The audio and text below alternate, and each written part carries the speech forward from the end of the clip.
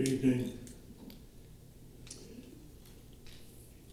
I was requested to make an announcement, but I don't see it up here, but it had to do with the language activity that's happening here. And I think it's just getting started. But I think the most important thing is that as an Indigenous person, and for all the Indigenous people who live here in this part of North America, we all originated down in central Mexico, Guatemala, and other parts of the South. This is our country. But in times of colonialism, we've had to change a little bit. But the important thing for my cultural heritage, all of them, is one must know whom you are.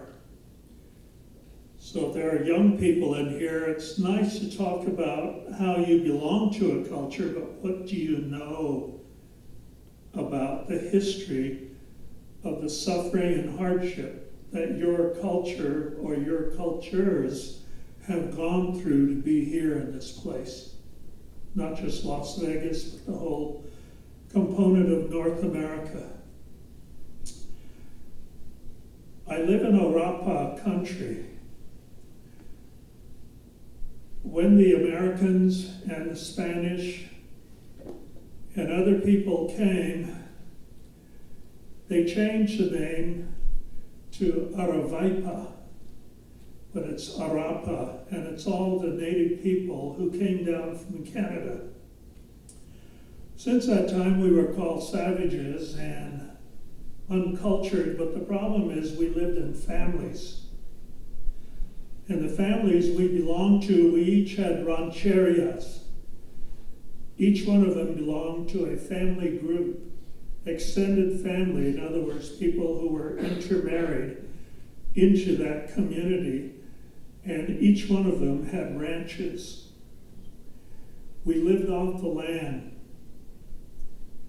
When the new people came, they began taking, thinking nobody lived there, but they spent no time looking and finding the people who were in that area, the Arapa and the Tohono O'odham and other tribes, the Akimel O'odham, and say, is this your land? They just took it.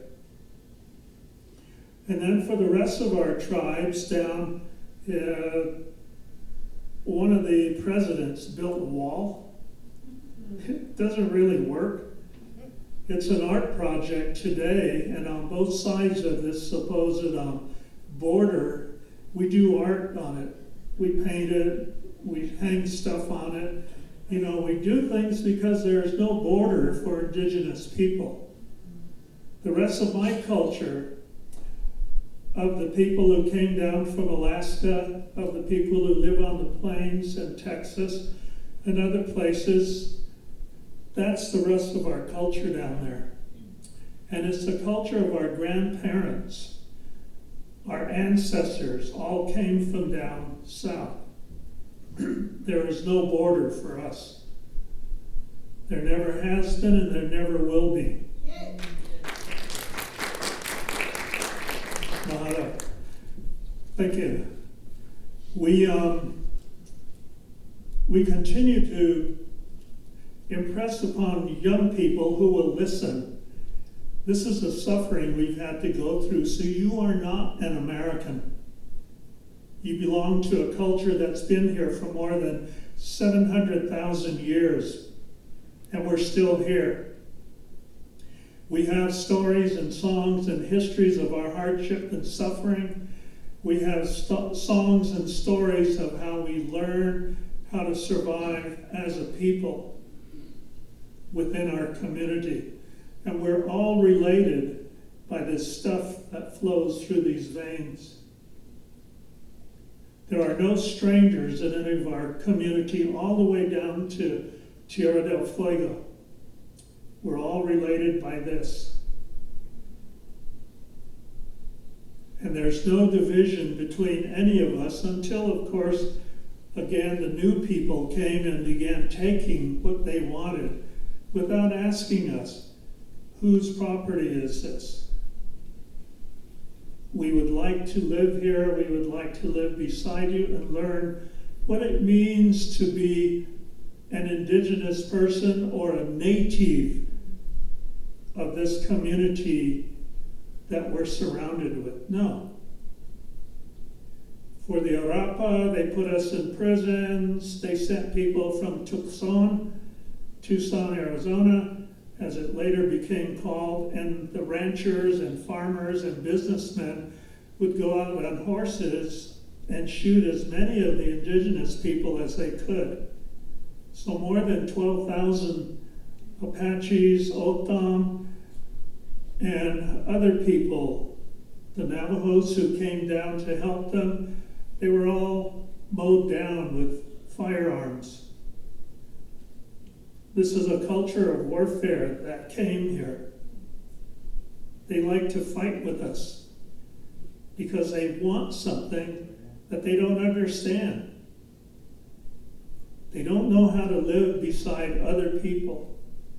They don't know how to live in a way where we all share and live together and recognize ourselves as a people all together.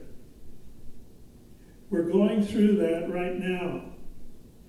In this particular time, 2024, we've been here long before that.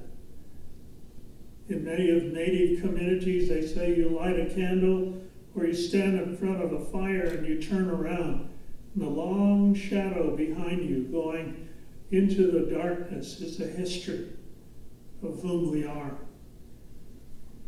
It's not one story. There are thousands of stories of how we are still here. And we will always be here as long as we can see that long shadow. So, it's nice to know language. They say mother language, but you have to know the stories behind what that language represents. Suffering and hardship. There are no good stories. But it's also the importance of this is how we survive, and this is how you will learn to be a survivor into the future. But you don't join them by doing warfare. You can tell because in Europe, they're fighting with each other all the time. People ask me, how do I understand what's going on over there? Well, that's a warlike culture. They're fighting with each other because they want something from each other, but they don't know how to ask for it. So you send missiles and bombs. That's how they do that. And they've been doing that to all of us since the time that they came here. So, if you want to know the mother language, learn it, but ask your grandparents, your parents.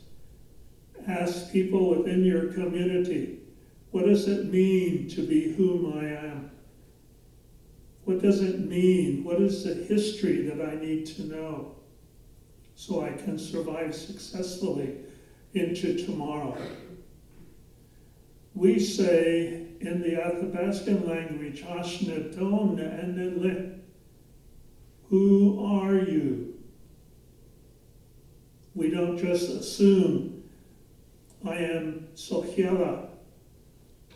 I belong to the Plains people.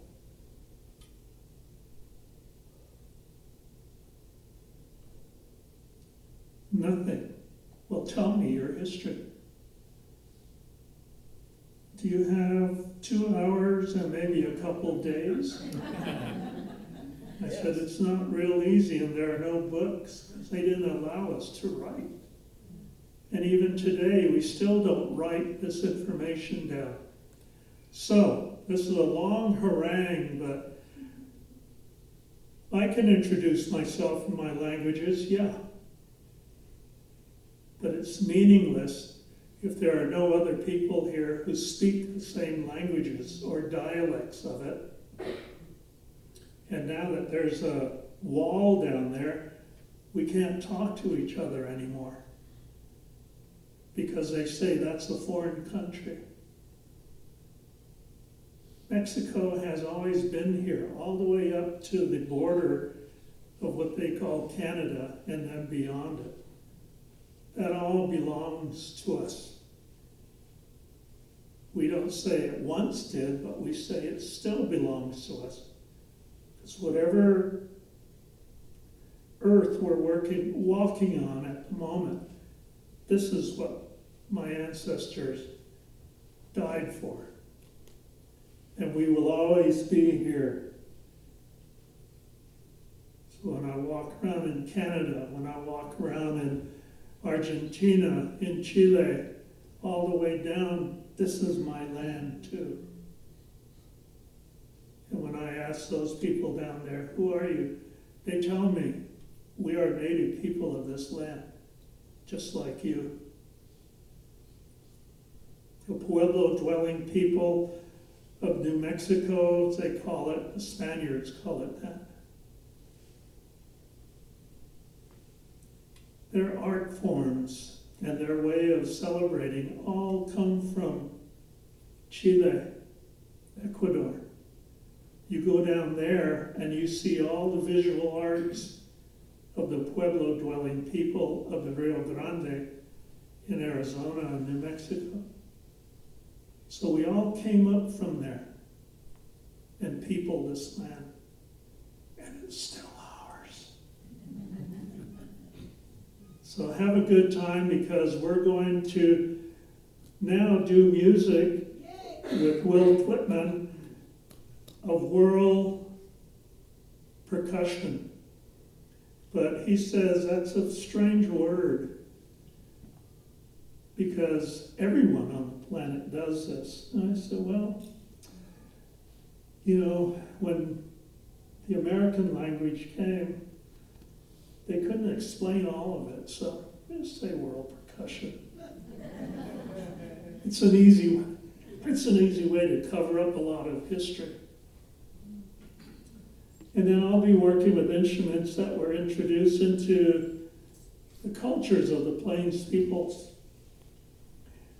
But even then, more than 100,000 years ago, they were using flutes down south too, and they still do.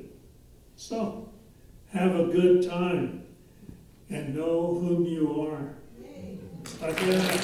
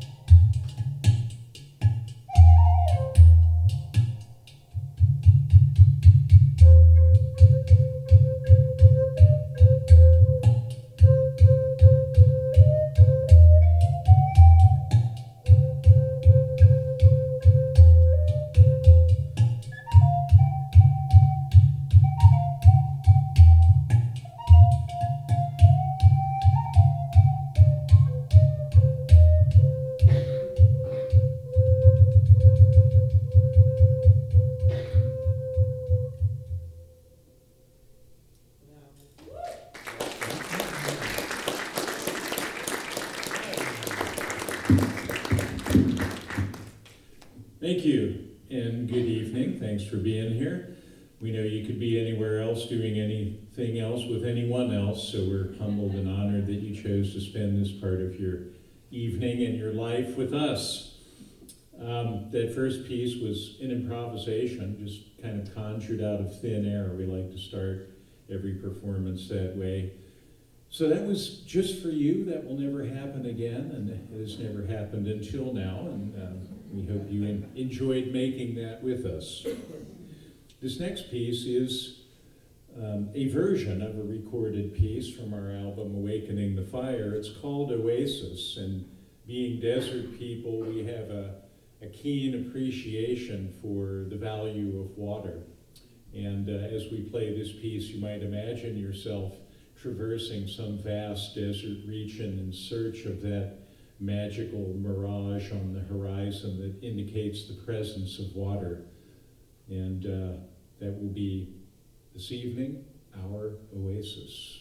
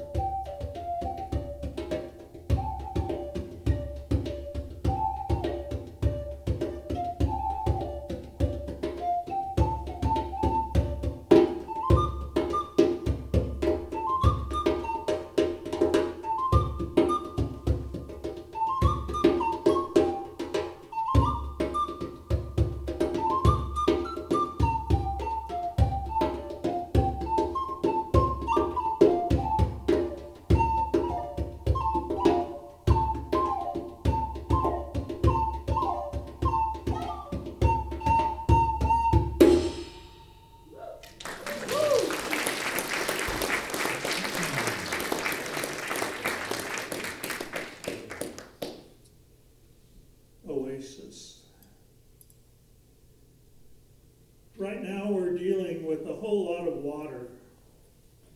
The western side of this continent, the place the Spaniards called California, is getting flooded out. And I'll be going there soon, and so the first thing I'll say to anyone when they go, "Isn't it awful what's been happening? The weather's just been crazy."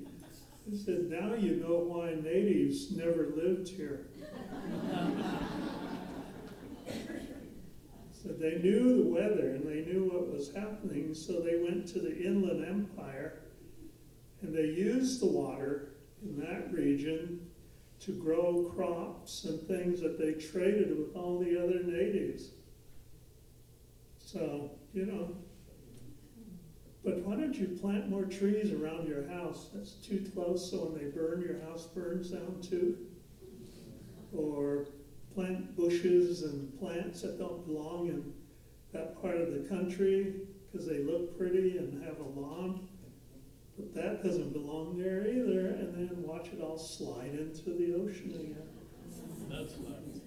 And he said, maybe there's something about what he says about these natives not living here near the coast, yeah? Santa Barbara's going to fall right off the cliff, But the thing is that when you do stories like that and you remember all of this stuff that's gone on before, you begin putting it all back together. And we have a piece on one of our recordings, and it's called Kindling the Essence. This is what happened before. This is the story in a nutshell. Kindling the Essence.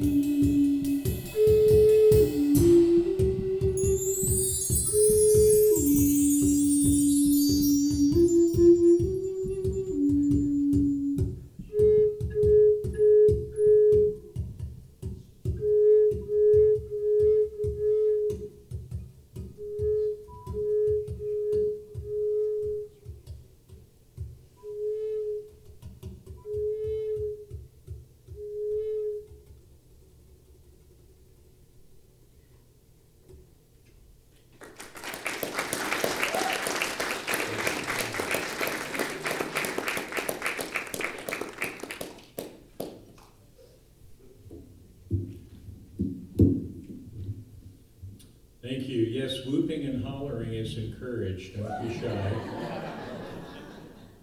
We might even hear some coyotes or some great horned owls. Who knows who's out there? You know, so much of life is a journey, and you know, it's said that it's not the destination but the journey and how you take it that really matters. And I suppose that's true. R Carlos and I have been on this particular journey for over 3 decades together now, and much longer than that individually. I know. How many things last that long in today's world? So, but it's been an endless discovery as well. I think every performance we do is sui generis. It's one of a kind, and hopefully every day is like that. So this next piece is kind of a musical exploration of that idea, speaking of language and music being the universal language. This one is called Endless Journey.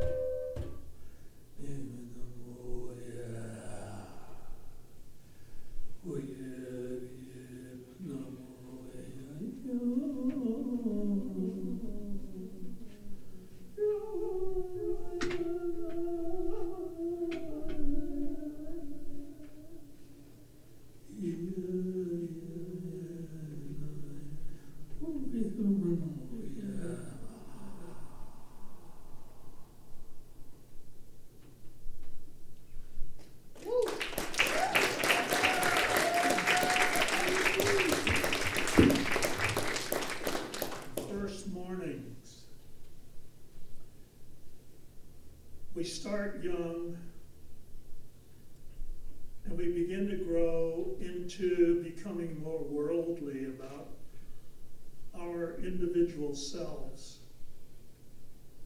Not a part of a group, but an individual. I am. Say that. I am. See? Easy. Now say this. I am. The most important person in my world. See? See how easy it is? You are not part and parcel of a group. You are an individual, and you have the responsibility. You have the privilege to be in your world whenever you wish to be, and to make it your own.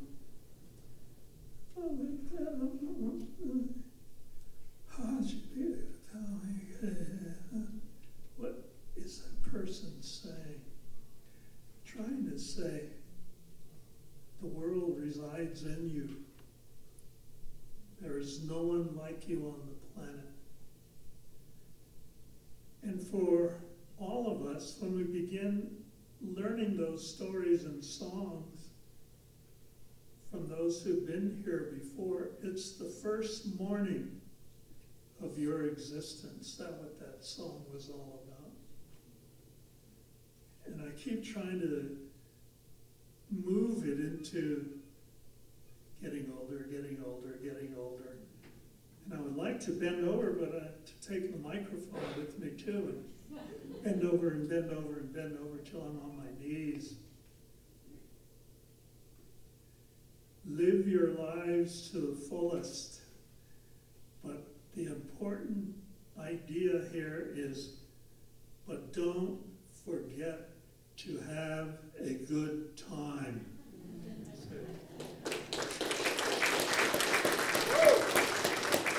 That's what First Morning is all about. And the percussion pattern on the djembe is keeping this in our awareness, the heart, and the environment that those percussion instruments came from.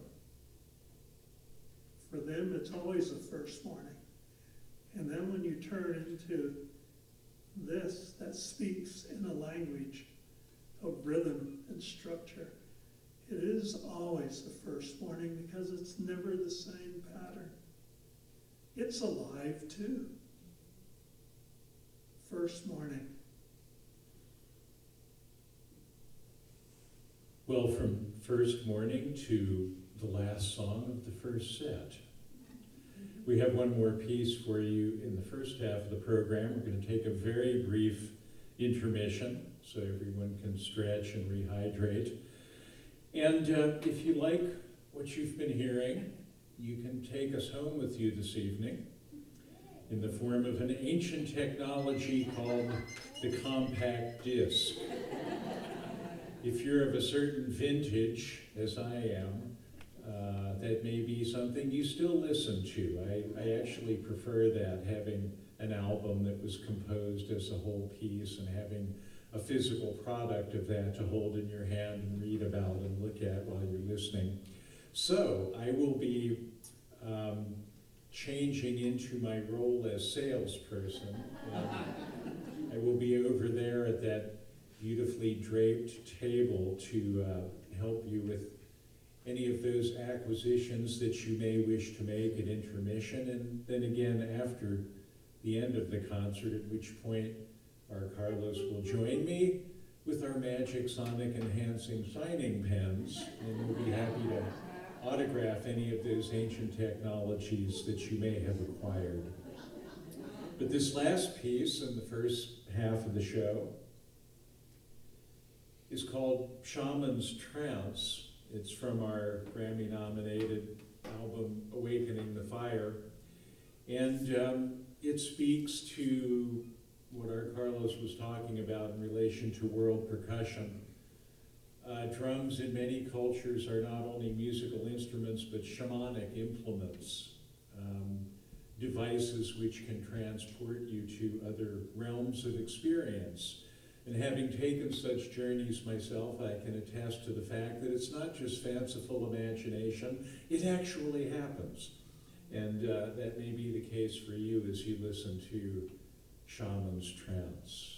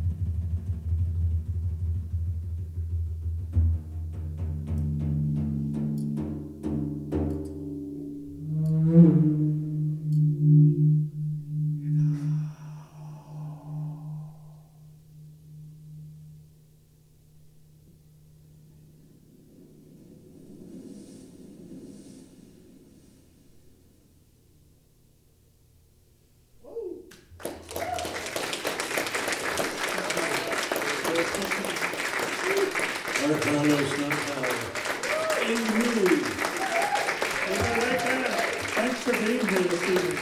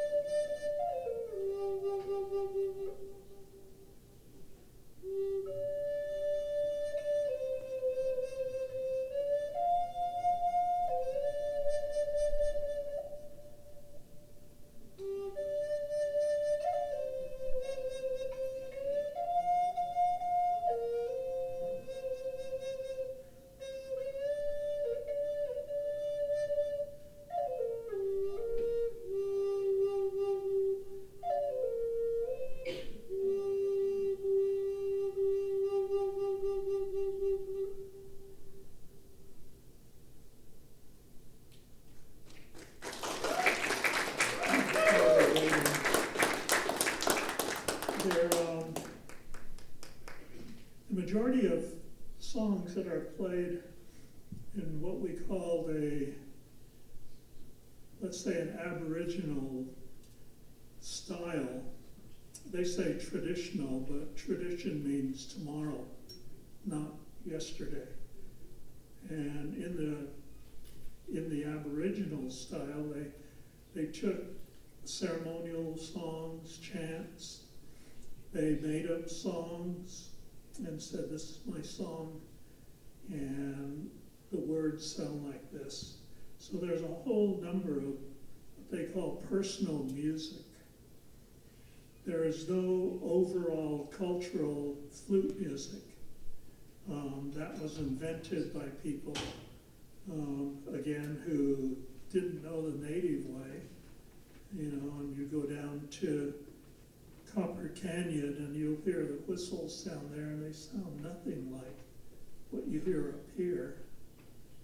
Or when you listen to some of the chants of the culture of the cactus, even those chants, you know, have their way of being performed because they're all stories.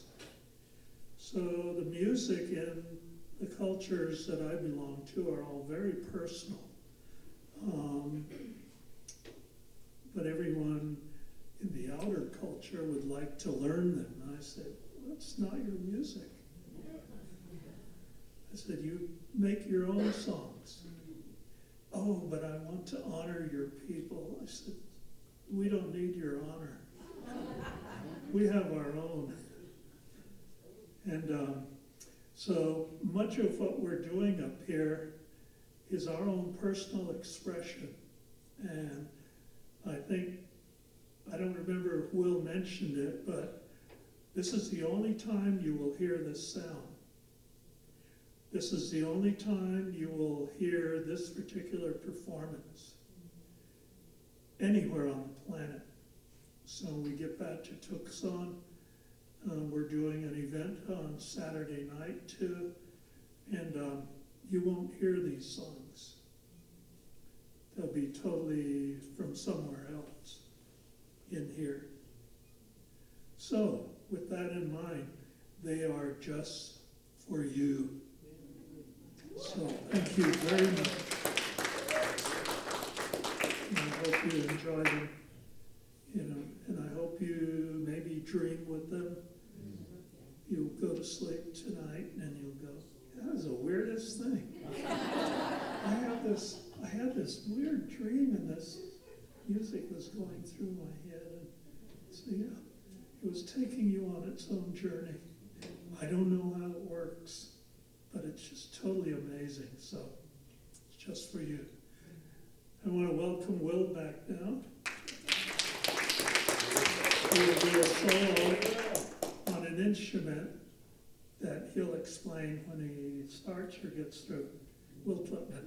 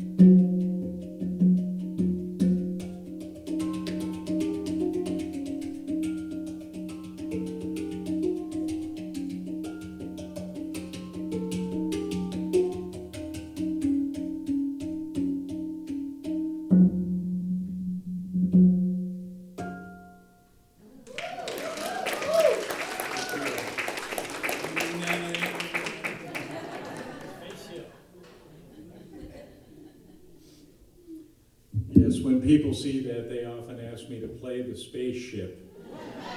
I guess it does look like that a bit. It's actually, some of you may know this, most people don't. It's an instrument called the Hang, H-A-N-G. And many people hear different cultures in that. Being a world musician, I'm always interested in where people go with that sound, whether it be Nepal or Cambodia or Japan or South Africa or what have you. It's actually, oddly enough, from Switzerland. And right, it doesn't conjure up lederhosen and alpine vistas for me either, but it's kind of a modern Dreamtime instrument, and it has its origin there. So, long story short, that's kind of the Reader's Digest version, but I'll be happy to answer more in-depth questions about it at our meet and greet after the show. So, kind of a nice palate cleanser, what we call ear candy. Yeah, we travel to many different environments and listen to what goes on in those places, but also try to find ways to intuit what we do on the stage with what has influenced us in many different places. This one is called Calder, and it deals with actually a place in Polynesia, in northern Polynesia, in Hawaii as they call it. And Caldera is a place that once was an active volcano, and now there's only a little round canyon left. There are many of those here in California and Nevada and Utah and Idaho.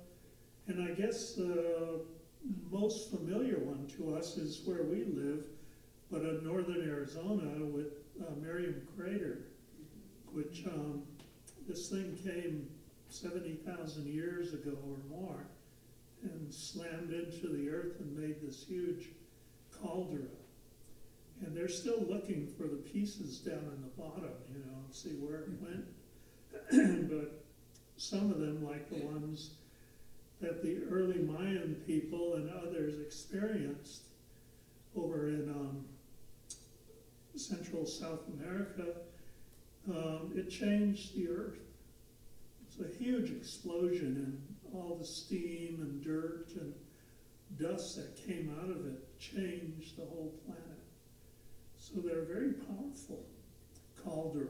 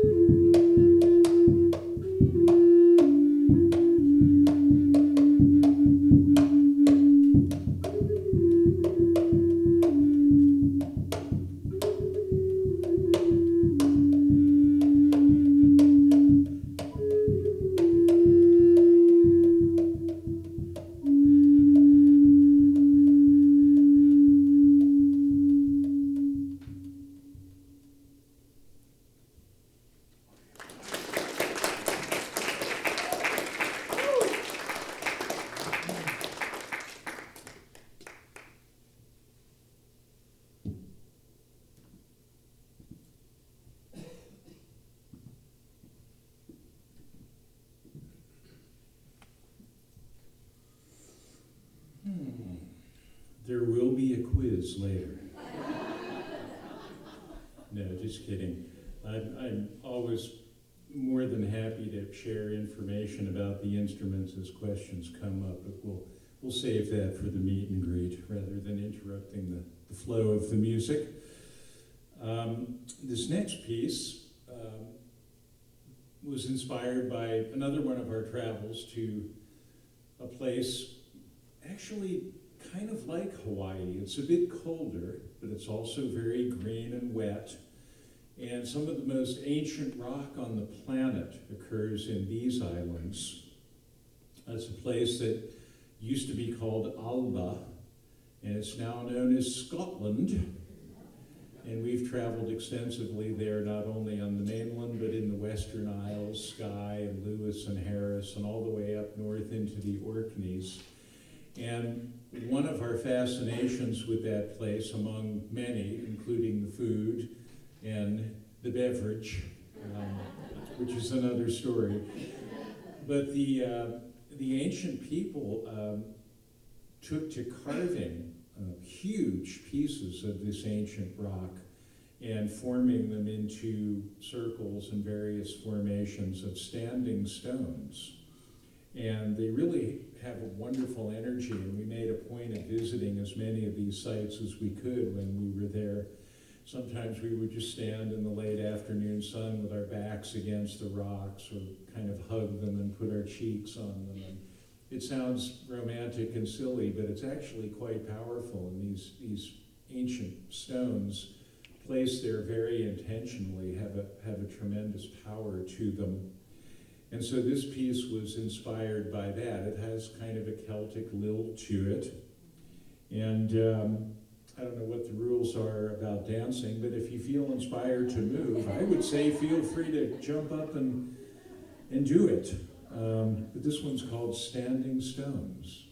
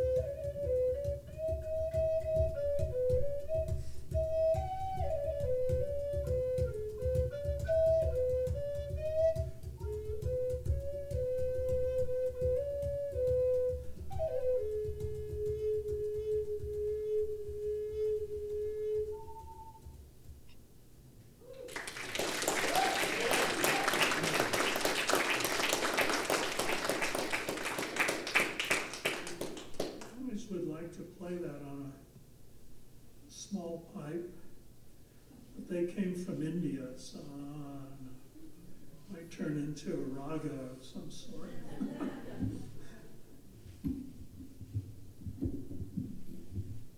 Yeah, that traditional food,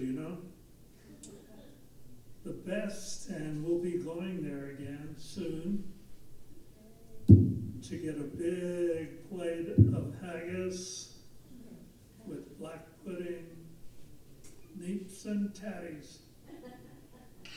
And a draft of Guinness. And, a draft of Get that. real Guinness, not the stuff they sell around here.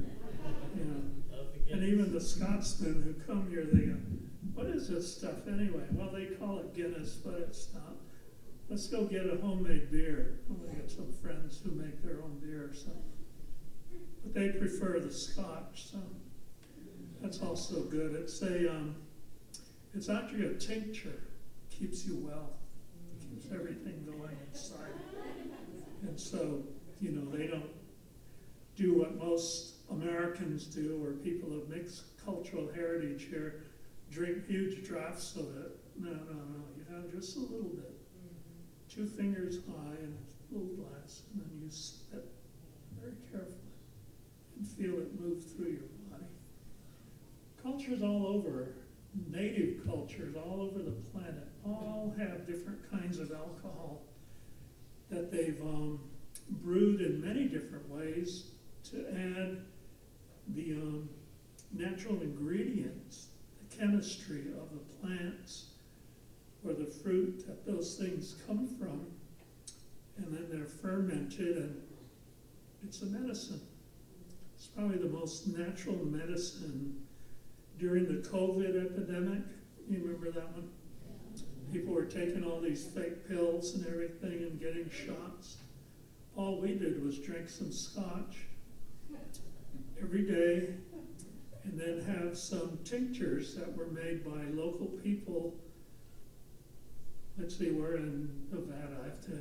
Local people down in Sonora who said this is a medicine that takes care of viruses. So you drink that with the scotch too every day. We never did get the COVID. So it really does work.